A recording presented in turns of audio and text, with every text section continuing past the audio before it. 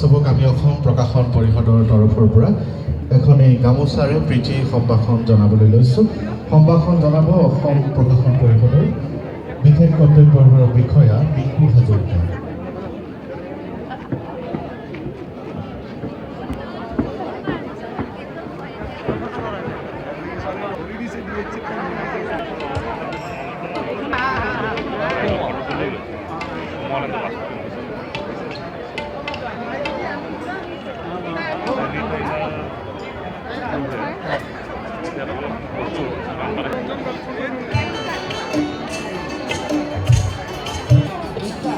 সমূহ অসমবাসীলৈ সাদৰ সম্ভাষণ জনাই আজিৰ ভিডিঅ'টো আৰম্ভ কৰিছোঁ।